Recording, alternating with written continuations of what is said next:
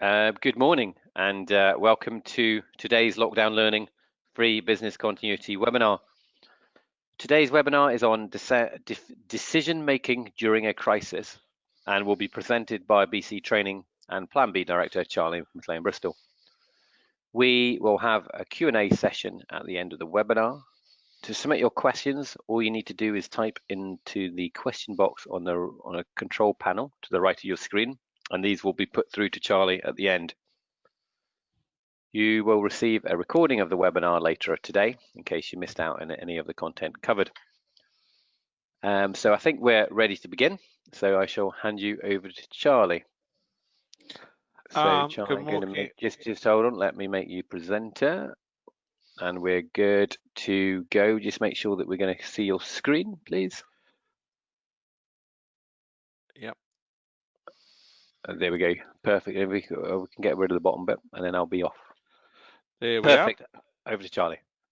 All right. Good morning and welcome to Decision Making in a Crisis. What I might just do is just talk for a couple of minutes just about something, just to allow people, because it's only just 10 o'clock, so we'll give a couple of minutes to let people come in. So I think what I'm going to do is I'll not prattle on for a couple of minutes. I'll give a couple of minutes and just to let people come in, and then we will start away. So we'll start away about 3 past. So that will give it a second for people to come in, because I notice there's quite a few still coming in.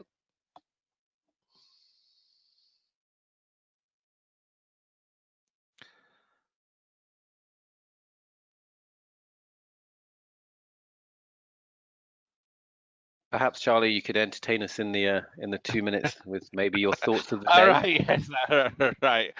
Yes, I was thinking there's a bit of an awkward silence here. All right, so just for those of that don't know, I'll introduce myself. I haven't got a bio slide here because I thought maybe you're more interested in the question there rather than the all about me.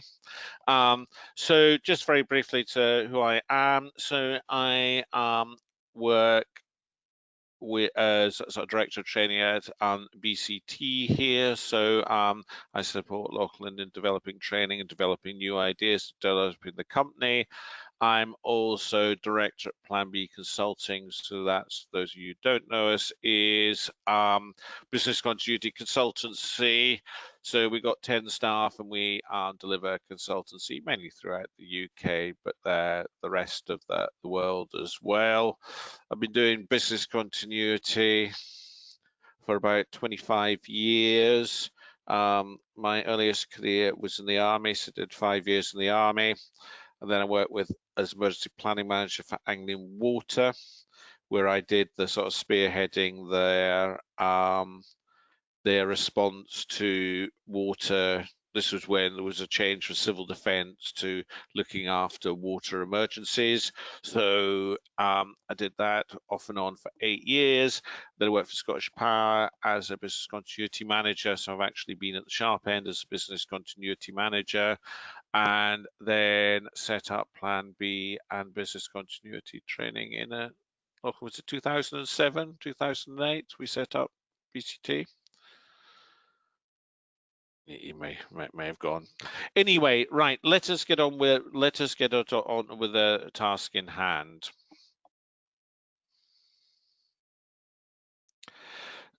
Right. Today we're going to talk about decision making in a crisis, and for me, this is a bit almost like the sort of, if you're in the sort of disaster management, business continuity, crisis management world, to me, this is almost like the sort of the holy grail of the kind of that kind of world, because actually you can have plans and you can have all this sort of wraparound. But in the end, if you make poor decisions during a crisis, then all that sort of preparation or not preparation, you can make some cracking good decisions in a crisis with no preparation, and you may get away with it. But in the end, if you make poor decisions, you're going to have bad outcomes. And if it is, in a crisis, that could cause a major impact in your organization, or it may cause the end of your organization. So for me, the sort of decision making is that sort of holy grail of the crisis management business continuity world. And as part of doing this series of lockdown learning was to kind of take the opportunity for those of you maybe furloughed or those that just wanted to do some more learning.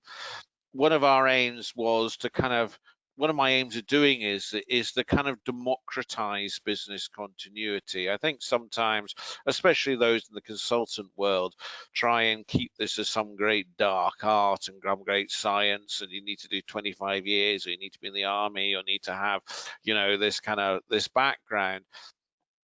And a lot of what this is common sense, but there is also a process wrapped around it. So sort of my aim of doing a lot of these webinars is to say to the readers out there, this is not difficult. You need to understand it, but actually what I want to do is try to get this out to the sort of mass people, as opposed to kind of keep it in the clique or keep it in the consultancy and say, oh, you can only have it or do it if, pay me lots of money. So the idea is to democratize this. And what I want to do is talk through some of the aspects here of decision making. And I want to talk about decision making as to try and sort of challenge your assumptions about what is crisis decision making, and then try and give you a model, a nice simple model, because I like nice simple models, of how you can look at decision making and what are the elements of it. So what I'm going on my agenda today, I'm going to talk about the difficulties of strategic decision making. So what are going to be facing you, or maybe even facing you the moment as your organizations respond to COVID, is what are going to be the difficulties in making decisions. And I want to challenge this idea of crisis management decisions and actually break them down and say, actually, what are they? And I'm hoping to challenge your ideas of what is a crisis decision making. And maybe kind of a lot of people is that's a CEO making this kind of, they're not going to make the decision, do I cut the black wire, or do I cut the red wire on the bomb which is ticking down? But they're making sort of similar binary decisions, some major decisions at a high level. And I want to challenge that assumption. I want to actually talk about a little bit, which a lot of sort of decision making, when you speak about it or read about it, is actually about how the physical decision is made. So how do you make a decision when you can go through a process to make the decision, but sooner or later you have to go and say, is it X or is it Y, or is it cutting the red wire, cutting the white, cutting the blue wire? You've got to make that decision in the end. And then I want to just put together a model or an idea of what you can use. And I say very much democratizing it and not trying to make it over complex. So these are what I see is the difficulty. If you read anything on decision making on crises, one of the things they'll always talk about is the sort of difficulties with decision making during crises. So going through it, there's high stakes. So if you make the wrong decision, you could end up being sacked, or it could be the demise of your organization or have a major impact on your organization. So those decisions you made can be really important. And if you're time limited and time pressured and with a limited information, it makes that decision much more difficult to make. So you've got these high stakes, you haven't got all the information. You might have to say, look, boss, CEO, whatever you like to call them, look, we need to make a decision now. We can't wait. The media is at the door, or the guys on the front line need a decision made on this. We can't wait any longer. So those bit. I think with this idea of limited information is, you don't have full situational awareness, and actually some of the information may not come out that was pertinent, may not come out for hours, days, maybe weeks afterwards. So you're going to make it not knowing the full facts. You could be tired. So actually, you might have been, up all night, or you've been at this managing 16, 20 hours a day, limited sleep, and you're almost getting like decision fatigue, but you've got to make that decision. There's always that kind of commanders will always tell you, especially in the military, the loneliness of command. In the end, you're looking at the incident team leader, the crisis leader, the CEO, the general. Right, sir, what decision are we going to make, or what decision are you going to make? And that loneliness of command is to say you may have to make some really difficult decisions which may have some really big impacts on people, and it is your decision to be made, and you can't duck it. Even like this on the furlough decisions that bosses are making at the moment may be obvious, but for some of the people that may be a really, really difficult decision to say to a whole load of very loyal staff, to say, actually, I'm really sorry, but I had to put you on furlough at 80% of your pay, and actually if you do the £2,500, then that might be a reasonable amount less than they get paid. That loneliness of command is a difficult decision, but it needs to be made. The scenario is unfamiliar, so you've not trained for it. You could have a plan, but the plan never quite fits the incident. So, the scenarios, you don't know how it's going to pan out. You haven't got a roadmap to take you out of here. So you're sort of slightly making it up as you go along. So there's no kind of definite, if you do this, that will work. And I think the thing is about it, and we'll say with this COVID thing, is to say, all the stuff our government is doing, hindsight will say whether they did the right thing. And I'm sure they did some of the right things, and I'm sure they done a whole load of the wrong things. And the only way they will find out is about it is in hindsight. So it will all come out in the wash. So if you're that senior manager making the decision, sooner or later, you're going to be proved wrong or right. So there are lots of difficulties making decisions in crises. And my next bit is I sort of Googled here, say, bad business decisions, and you get a whole long list. You've seen the kind of clickbait sort of list you get, and on this one, I just picked out a few. So this was one I tried to get a bit more sort of reputable. I think this was from Forbes magazine. It was the CEO magazine. So, but this was my point. Was to say, and you can just read the little bits, but the bit about Mars on the right there is they decided not to sponsor or get involved with the film E.T. And the E.T. when the spawned off and did massive amounts of money, and M&M's got the sponsorship, and they got in massive exposure.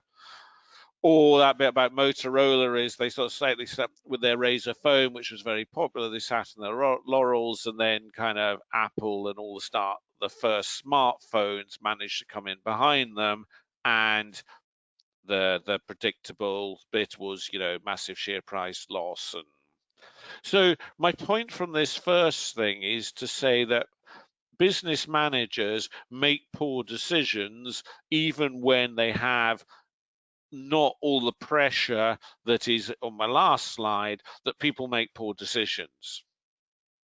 And maybe there is the yang of this slide to say, I'm sure if I googled to say 20 of the best business decisions people have made, so there is examples of poor business decision making and great business decision making. But my point is here to say, even if you've got all the facts, you're in the cold light of day, you've got all your advisors, you can research the business, you're still going to make poor decisions. So poor decisions are going to be made regardless. So if you're in a crisis with some of the difficulties we've just talked about, it does make it more difficult. I think if we come on to and have a look at, when I talked about sort of decision making in a crisis, this is often what we kind of see as decision making in a crisis. So I was trying to find a kind of decision here which is done by senior managers, or the president here. We've seen it in the films. So do we launch the bombers to go and bomb Iraq, or do we go and launch the nuclear deterrent? And all the generals are there saying, yeah, you've got to launch. And the president, because that's what the film is all about, gets a sort of, I was thinking War Games, that one, and he puts it in the computer, and the computer decides to say that firing off nuclear missiles, there's no winners, so they tell the president not to fire off the nuclear missiles. But I was saying this is more of what people think of sort of crisis decision making. Is a senior manager, it's strategic here, and this is when Kennedy said, we are going to blockade Cuba, and we want the Russians to get rid of the missiles that they've put on Cuba, and we're prepared to risk nuclear war over it. So that is a kind of one strategic, really, really bad. Could have been life and death. Could be life and death for millions of people if someone fired off some nuclear missiles. But the right decision got made. The right outcomes for the US got made. And so this was a one sort of strategic decision. So that is people's view of what often kind of strategic decision is a bit. But I want to challenge that. I want to challenge that view. And I think the first thing is to say, very few in incidents, that sort of binary strategic decision, I think, is not often very made. What it is, and a bit from my diagram there is a whole series of decisions made, some of which are big, some of which are small, which add up together to a successful outcome.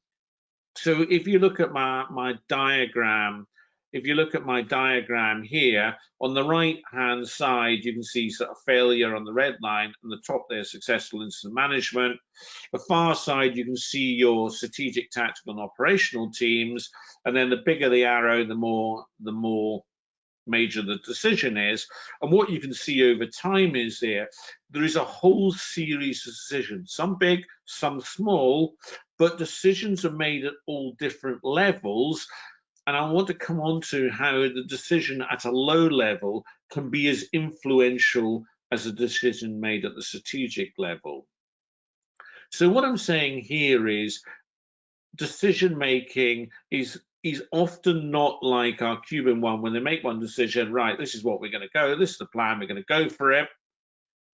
It is, in our instant response, is a whole series of decisions, some big, some small, which together add up to successful incident management or failure. And the decisions are made at lots of different levels as well. So I think that one of my points here is sort of the takeaways for you is, don't just tell your incident teams it's one strategic decisions, it's a series of decisions. And I also want to challenge this idea of that important decisions are always made by senior people and unimportant decisions are always made by junior people. And I want to bring in this concept called, which is the strategic corporal. And this was a military term where, if you see there's the axe on Bloody Sunday, so this is 1971, so it's almost like 50 years ago, my maths is right. Now, the decision to shoot, I'm not a great expert at decision say, but the decision to shoot the people on Bloody Sunday was not the UK Prime Minister said to the troops, right, we need to go out and shoot a whole load of people, innocent people. The decision to shoot was done at a very local level by the troops on the ground. So there was no kind of strategic plot or strategic decision which passed down through the ranks to implement the shooting. The shooting was very much a decision taken by the commanders and the soldiers on the ground. Now, if people have a greater understanding, you might come about my view of history. But my point is from this is about the decision making. My point is from this is to say that shooting is still resonating with us today and had a massive impact on the kind of conflict in Northern Ireland and then the peace process, and it is still relevant today when it was the decision was taken down at a very, very low level, but it had strategic implementations. So I think my point here, and I come on to the next slide, is all about this thing about the saying, just because you're senior doesn't mean to me you can make a decision which can have a massive influence. And if we take a couple of incidents here, where Starbucks, this is where the manager threw the two Afro-Americans sitting there waiting for their friend, threw them out and got them arrested. And then there was a massive backlash against Starbucks, saying that they were racist, and they had to go through a whole load of processes to deal with that. So that was a manager, and I'm pretty almost certain there was no kind of thing from up high to say, look, if you've got people lurking around in your Starbucks who you don't like the look of, chuck them out or get the police to arrest them. But it was an operational decision. And again, with the guy who was dragged off the plane in United a few years ago, it was security guards who dragged him off. It wasn't even United staff, but that again had a massive impact on the organization. And so I think you have to think about this thing is, operational people can have a very big impact on the organization. So what we need to make sure is operational people are aware of the consequences of their actions. And I'm going to talk about this later, about your incident objectives, to make sure that your incident objectives make sure that you're everybody's pulling in the same way. So decision making done at lots of different levels. So if we go through into decision making and we go into management, we see there is lots and lots of models for decision making. And so people say, look, we know this decision making is really important. We know we have to do the right thing, make these decisions. So they have processes for doing it.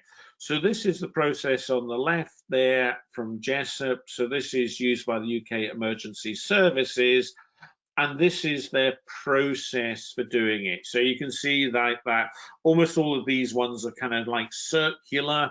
So you can see you gather the information, intelligence, you assess the risks, your working strategy, you look at your powers, your policies, your procedures. So you take into account all that learning, your thoughts before, whether you're allowed to do, what are your options in terms of your power? So are you allowed to, as a policeman, to do certain things? You're not allowed to do certain things, it's against the law.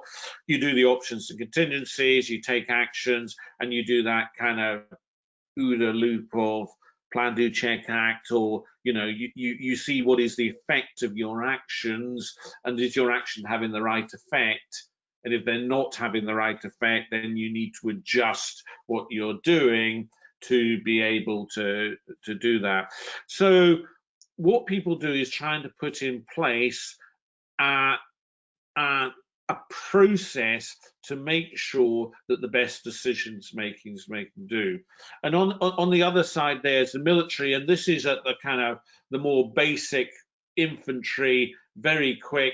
So you've got a situation, and you ask yourself 7 questions, and that will try and give you some good answers of how you should deal. Maybe you've got an order come on high, then actually that is your process. And if you get at the sort of staff planning level, which I've done, it's a much more complicated process, but it's all about trying to make the best decisions and give yourself all the parameters. So you've thought through all the consequences, you've thought through what all the options are, you've gathered the information to make that decision. So you've got a nice process. So I think what the takeaway from this is that in terms of decision making, it's not about the actual, often if you look at these processes, it's not about when you're presented with all the facts, how you decide upon which one to do. Decision-making processes like this is all about leading you through the process to gather the information, but it doesn't actually tell you how to make the decision. So you kind of weighed all the evidence there, and it comes out with two decisions, which both may be bad. In the end, you need to, as a commander, as you need to, the person in charge, the team leader, need to come down on one side, and you can weigh all the evidence, and all the evidence seems to point to this one, but your gut feel, and I'll come on to gut feels, seems to point to this one, and then I take that decision, and it might be the right decision, even though all the evidence points to the other decision. So there are processes for incident management or decision making, but the actual, once you come to the point where you've got to make the decision still has to be made. So there's some of the military processes. These are some of the sort of decision-making tools. So this is, again, similar. This is more sort of democratized or further down. So if you look at the TODAR is what pilots get taught. So this is much more at the sort of sharper end of when something bad happens to your aircraft, you need to make a quick decision on what to do, but it gives them a little circular process, so they're thinking through what are the options rather than just instant happen, bam, this is what I'm going to do, thinking through it. The one top right is a kind of very typical decision making, look at all the options, discuss all the options, give some pros and cons for each option, weigh them all up, you come to a decision, then communicate.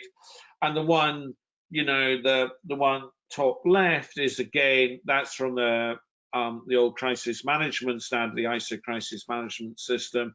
Again, you can see there's very similar echoes in all these different decision-making processes. It's kind of a similar circle, going around the circle, and you go around it to make your decisions. So there are decision-making tools out there, but it's about the process, not about the final decision. I think also one of the issues we have as, say, civilian amateur people is we don't have the time and the training that professional decision makers have. So if you look at the military and the military decision making, so if you're a staff trained, you may go to staff college, I don't know, 6 months a year. So I expect it's probably 6 months. So you go for 6 months training to be able to make staff decisions and learn to do staff work. So you've got training there. You've got actually, and then so you're going to exercise, so you're going to actual time practice, and your exercises is not kind of like 3 hours once every 3 years. It is lots and lots of exercise. You may go and exercise for 3 weeks to practice this. So you get lots of exercises there. And you've also got to support yourself. You've got a process. So you've got to, whenever an order comes down, if your situation presents itself, you have a good, robust process which is tried and tested, which works because it's been honed over years and years and decades and of centuries of sort of military training. So you've got a good, robust process, and you've been trained in it and you've practiced it. You've got standard operating procedures. So if you need to do something, you don't need to think about how to do it. So in the military, if you want to cross a river, there is a way of building a bridge. So you don't need to go and say, oh, how am I going to build a bridge and what do I need to do? What do I need to think about it? There is the package. So you can open that package and say, right, or your troops are practicing, anyway, this is how we do crossing a river. So it's all there. You don't need to have any thought. You just need to put the parameters in, how wide is the river, and what the bank's like and all that sort of thing, how fast flowing is it, and then you've got a process of doing it. So you've got your SOPs and you've got your doctrine as well, so that you're kind of this is the way you think about different events. So you've got a sort of parameters. You've got to say, look, when we go into this sort of environment, these are the things we need to think about. So that is honed, that is developed, that is over years experience. The only thing different to the military is quite often they may go into an environment which is unfamiliar. So if they're going to deal with COVID, they're unfamiliar with COVID. If they're going to look at Ebola, if they go into Iraq, or if they go into Yemen or Somalia, they don't really understand the environment because they're not necessarily worked in that environment before. So that is the military's got all that system, but they're not maybe always familiar with the environment.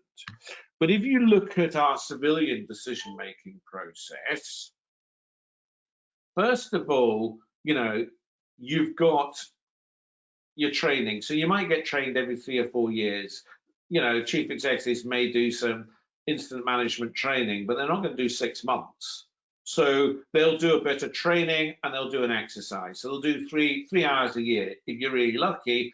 I work with some clients who do an exercise every 5 years and they want it in an hour and a half, or sort of an hour and a half exercise time. And you kind of, well, how do you learn in an hour and a half every 5 years? So there's really limited training and limited exercise time. So one of the points is you can't have a sophisticated process for making decisions and going around decision-making loop, because no one will understand what it does. And I've seen a lot of sort of maybe other consultants who've tried to use sort of slightly bastardized the police version, the Jessup one, and trying to make this into a civilian license, sort of dumb it down a little bit, which, yeah, is fine. But often even the sort of wording is too complex. And so I think, you need to have something that chief executives can pick up on the day and say, yeah, that makes sense to me. I can conceptually understand that straight away. And I don't need to have, 3 months, 6 months training and lots of practice how to do it, because I don't have the time. And most organizations, you can see in the sort of UK Cabinet Office, and then I got doctrine, but most organizations do not have doctrine of how they manage incidents, and some guidance there. We might have some plans, so that's good. We may not have SOPs because actually we haven't been sort of doing this often enough, and we don't have enough developed incident SOPs. May have some SOPs. We may have some processes. So we may have, pandemic plan, or we may have a product recall plan, or we may have a sort of crisis communication plan. So we may have plans or processes for dealing with the incident, but what we don't have is often the plan never quite fits the incident. So, with COVID planning, I don't think I've heard anyone who put their hands up and said, yeah, my pandemic plan was brilliant and it anticipated everything we're doing at the moment, and we're really set. People have basic pandemic plans, and this situation is different. So you always need to change your processes for the day. The advantage that us, the civilians, might have is the environmental understanding. So you may not understanding the incident landscape, but at least if you are dealing in an industry, so you're dealing with an incident, you ought to understand who are the key stakeholders, what's the nuances there, what is the reputational type issue, what does the regulator feel, because you live, work, and in this industry, and your staff have got years of experience of making window seals or doing financial transactions or running a shop or whatever the disaster is. So that is the advantage you do, is you intrinsically ought to know, maybe not in a disaster situation, but at least you have an in-depth understanding of the industry, your own capabilities, and what's happening. So in decision-making, we're going to have a decision-making process. We need something reasonably simple, because we don't have, the police do lots of training there, the fire brigade does lots of training. If you're a professional emergency planner, you might have done a lot more training than, our incident team members. So we need to, we're using a decision-making process. It's going to be quite nice and simple. This is coming on to making the actual decision.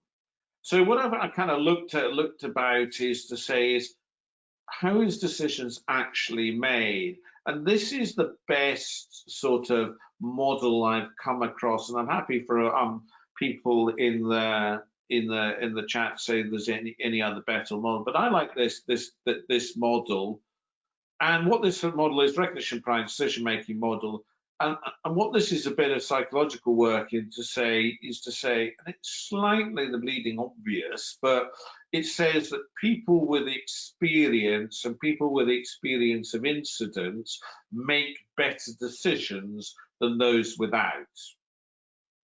So what it is saying is something around of what you learn over time helps you to make better decisions against someone who may be cleverer, maybe sort of better educated than you, but doesn't have the same real life experience, is going to take poorer decisions. And what they looked at, military people and fire and police, I think, and what they looked at is they got them to make a whole load of decisions, and they looked at the inexperienced people, the much more experienced people. They looked at, gave them a whole load of situations, see whether they took the right decision. And there was a kind of whole science around that, because that makes it sound a bit glib, but there's whole science around about it so that there was the right decisions. And what they're kind of, the way they saw it is people with experience look at a situation and basically almost instantly are saying, have I been in this situation before? Do I recognize this situation? Or have I been in a similar situation? They then weigh up and say, and this is all happening in nanoseconds, what did I do last time? Did it work? Or, you know, what did I do last time? It didn't work, so I need to do something different. So they're assessing the situation. They're running it against in their mind, their database of experience. They're saying, look, I recognize the decision. Last time I did that, really worked out well, so we're making that decision. So this is quite maybe good for us as consultants or business continuity people, because what you can go and say to people, say, yeah, we can have a nice decision-making process, but you are going to take better decisions if you come on my training or you come on my exercises, because, all right, if you have lots of incidents, you can build this up, or you've got a lifetime of doing lots of different jobs and being involved in incidents, yes, but actually exercising can help give that almost muscle memory of incidents, so that people can go and your incident team go and say, look, we did that in an exercise and we were told it didn't work and it was obviously a bad idea. So basic from the feedback and actually the way the exercise matured, so I don't want to do that. Or, you know, that is the solution because we did that in exercise and that seems to be the result. So I think there isn't for us a golden bullet and say there isn't, you can have a nice process making a decision, but in the end, and you can have some wraparound things that can kind of guide you, but in the end, your decision comes down to either your sort of recognized prime, or, you know, it comes down to maybe, well, recognized prime is experience. So, or maybe you're just lucky, you're good at making decisions and you can recognize it. So that is how the decision is made. And I kind of say, I think that's a good tool. You can read more about it, but thinking about, you know, pushing your senior manager, so that if you get exercises, you're going to do better decisions because you're building up that muscle memory and you're building up that bank of experiences as incident management. I think one of the other things is you need to do is to have a look at your so this is coming on to giving yourself the sort of framework for decision making. And I think one of the things you need to do is to think about your objectives or your strategic intent. Now, it's funny, I put this on LinkedIn yesterday and I said, can anyone give me their objectives for COVID or their strategic intent? Because as part of sort of incident crisis management, you should fairly at the beginning of the incident state, what are our strategic objectives? What are we trying to achieve? And then that should be sent out through the whole organization, so everybody is going in the same way. And this is an example I used to train, so not a real example, but you can see here, But our number one objective is to prevent any further injury, ensure staff well-being. And the example I use is to say, actually, you know, you've got an incident and you have one building and there's a whole load of laptops in that building because everyone leaves them at home. And to do your recovery, you need to have, you really need those laptops, because it's going to take you 2 weeks to recover. If you can get if you have to buy new ones, you can instantly recover if you go into the building. Now, if you have this as your instant objective, then it is plain to all staff to say you shouldn't go into that building and rescue the laptops because the building could collapse on you or you could get injured, so you're not to do it. If you don't have the instant objective, some person may think, actually, FM manager might say, look, I'll take a risk because I'm doing this for the company and it will help our company. And I don't mind putting my own self at risk because I don't think it's going to happen. So I'm happy to, you know, put my life at risk to rescue the laptops. So, and that's what I talk about, the decision making, the operational decision making can have a big impact. So, and you can see that we're always going to meet our regulatory requirements.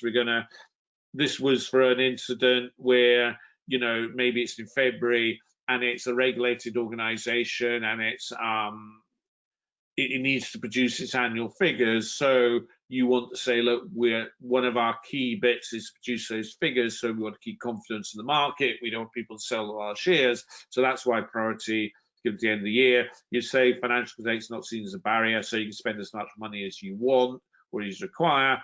And we're setting ourselves a target of getting our operations back to normal by 1st of September. The idea is that set off your strategic intent at the beginning of the incident, and that goes on to all staff.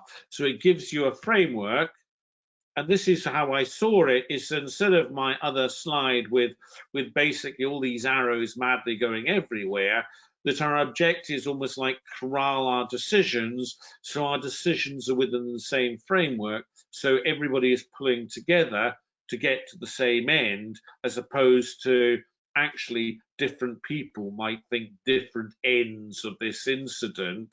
So actually what their objectives, which they think the crisis team want, might be different to what the actual crisis team want. So I think if you're going to be building this, you need to, at the beginning of the incident, write your objectives there. I think you also, that in many of our organizations, we might not have a doctrine of the way we do things, but I think in all organizations we have a credo or a statement of beliefs or aims which guide someone's actions. So we have a culture, values, we may have written values, we may have the way our business portrays itself. So I think what is very important in an incident is we take decisions with that in mind, so that we don't, if we're a nice cuddly company and we're always very customer centric and we go the extra for our customers, and then in an incident we treat our customers badly, then that goes with our culture. And people say, well, is that the real nature of the country? They always portray themselves nice, fluffy, and very customer centric. They're not at all. My belief in this brand or the belief in this country has been betrayed, and I don't like that, so I'm going to go elsewhere. And we can see there, these are some of the credos, the purpose, the culture of different organizations. So in terms of instant decision making, we need to know what our objectives are. We need to also make decisions taking into account our value, purpose, and culture, because those are going to I put Ryanair there because no one there, it says we're going to be we're going to look after our customers first, we're going to value choice and care. But Ryanair is what Ryanair is, and if they treat their customers badly, we'd almost expect that. But if you're a premium brand airline, if you treat your customers badly, you don't expect that. So you need to do it, your decision in line with your purpose and culture. I think also this is just a sort of model here, but I think we also have to, as part of our process, is we need to have this idea of response. So we need to have generic plans for dealing with any incident. So we need to have an incident team and roles and responsibilities and calling them up and all those sorts of roles. And then this bit of recover here, I think we need to have, and most of you will have this, is contingency plans for specific events. So our pandemic plan looks very different to our cyber project recall plan, to our cyber plan, to maybe our kidnap plan. They're all different sorts of plans, and they are dealing with specific incidents. So as part of your risk assessment, you need to have contingency plans, specific events. So that's one of the other third bit you need to have. And then you need to have a decision-making process. So this is the one we teach, and in a form it's going to be, I suspect, in the new crisis management standard, the 22361. And basically it's similar to all the other ones we've seen on this thing, but it's a little bit more simple. So you have the situation there, and you're looking at what is out there, what are the events, attitudes of people, what's the media and social media, what are risks, what are decision points, impacts of action. So we're looking at what's happening. So we do the situation. We then get together in our team and we share information, we manage information, we try and understand the information we've gathered, we make decisions, and then we allocate actions. We then go out and do those actions, or pass them down to different teams, and then we look at our actions and say, have they had the desired effect? What is new in the incident? What are they saying? What's the regulator saying? And then we go around. So I think we all need decision-making process. I think what we need here is a nice simple one, which people can pick up and say, yeah, this seems to make sense. And what you can teach is what happens in each of the actions, but it's not mega complex so that people can get kind of lost in the process, and it's not doing the desired effect of giving us a picture in which we can weigh up the options and then we can use our decision-making process. So this is what I saw as my sort of solution to this decision-making for us in organizations which don't do this for a living. It doesn't look beautiful, so I need to work on the aesthetics there, but we've got our kind of situation, action, direction. And if you look at this model, it's not very difficult, it's quite simple, it's not very difficult from lots of the other models, so we're all around the same place. But to drive this, we need to have our objectives, so we need to set our strategic intent. We might want to move the strategic intent as the incident comes on, but if you can kind of write it quite well, maybe strategic intent can do for the whole incident. We need to take into account our credo, our values, our purpose, our culture, and we always need to keep that in mind when decision making, because that might help inform our decisions. We've got our contingency plan, so we've got some plans. So if we have a plan for product recall, we want to start, right, there's the product recall plan, there's the steps we need to do. That can give us a sort of pathway for managing this incident. What we need to do with our contingency plan is then think about, does the incident fit the contingency plan, or does it need to be rewritten? And if we don't have a contingency plan, do we need to write a plan on the hoof there of the steps we're going to do? And I know a lot of people, if you attended David Hutchinson's thing yesterday, was thinking about the recovery after COVID. So that is, you write a contingency plan, because if you haven't got a very detailed one, then actually that's you starting to write those contingency plans on the hoof. And I think what we need to do in part of our decision-making solution is to think about other teams and making sure that if this is the one for our crisis management team, we're almost taking into account to make sure that the credo, the objectives, and the contingency plans are shared with other teams, so we're all working together, so they're not working off a different plan to different objectives, or not any objectives, because they think they're doing the right thing for them, but it might not be the right thing for the organization. So this is a sort of my thoughts in process, but I think it is so if we come back to the kind of sort of learning there, is that decision making is often not one decision, it's a series of decisions that are being made. The decisions and key decisions may not always be made at senior level, they can be made at all different levels, and decisions can have a major impact on the incident there. We need a nice simple process for decision making, because the fact is we haven't got the training or the time to do a more complex one. And lastly, we need to have the sort of ad solution which works for our organization, and we need to have a process which does it, knowing that the more experience, the actual decision is going to be taken by those, or hopefully taken by those with more experience. So I'm going to open it up to questions there. Any questions there?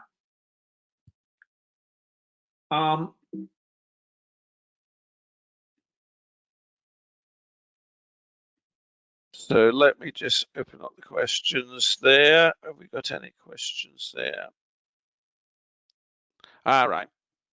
Yusuf, good to hear from you. Yes, hello to you. An observation I made that in my experience is that crisis decisions making isn't practiced enough in some organizations. Greater standards need to be applied. Yeah, I think that's very true. It's my difficulty always with this is, you know, how often will senior managers be able to do this? So how often will they practice that? And then let's take from Mark. At the start of the session, you talked about loneliness command. Shouldn't the whole decision process based on team and not one person, or am I wrong? Yeah, there is the. I think it is that the point is to say this sort of slightly loneliness. The command is that yes, you can have a team, you can involve the team, but sometimes it might be down to that one person to say, look, boss, sir, whatever you want to call them, you know, there's lots of different decisions, but there's lots of there is a decision to be made, but in the end you have to do that, and you may have to make some very difficult decisions. We've seen the military one where, you know, sort of say, actually, I know I'm sending people to die on this thing, but I have no option, and that can be a very difficult decision because it's the right decision. But, you know, I think we're making those sort of, when you know there's going to be some severe consequences of your decision, I think that is you need to know about it. Let's do Louise. How would you recommend balancing empowerment to make decisions, but the awareness of the potential negative impacts the decision would make? Yeah, I think in terms of empowerment, I think within your sort of incident hierarchy, you need to be fairly clear what decisions can be made at what level. So what is their authority to make decisions? I think, you know, I think that's why the objectives and the credo for me at least give you a kind of moral compass for those lower down who may not, you know, it may be difficult to try and get that decision made. So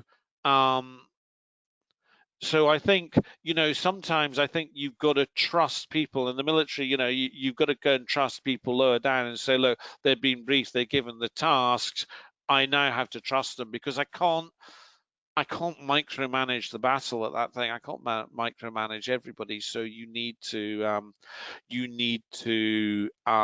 let them do it, but it's difficult. Let's do another one for Yusuf there. Do you agree that a comprehensive training program can galvanize the RPD model? I think it's a great model to use in an exercise and training program. To me, you know, we all, whether we're consultants or whether we're internal managers, we all need to sell what we do, and sometimes the customer, our senior managers, are reluctant.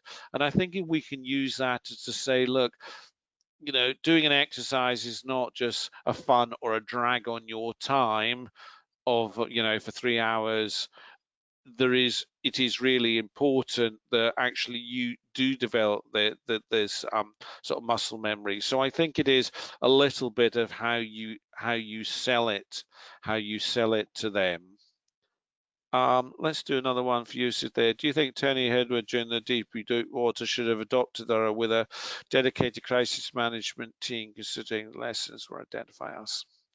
I think the problem is about the Tony Hayward thing is my reading of it. I've got no inside track on this one, is to say that I think certain, you know, I'm sure he must have had tons and tons of consultants, tons and tons of people who advise him. And I think his results were the bits that did it, his particular utterings, you know, want my life back and all that kind of stuff, were kind of non-scripted. It's almost like the kind of Trump goes off and, you know, most of his stuff, you know, when he does his briefings, he doesn't go to the pre-briefing to make sure everything's scripted. He just turns up and says what he thinks.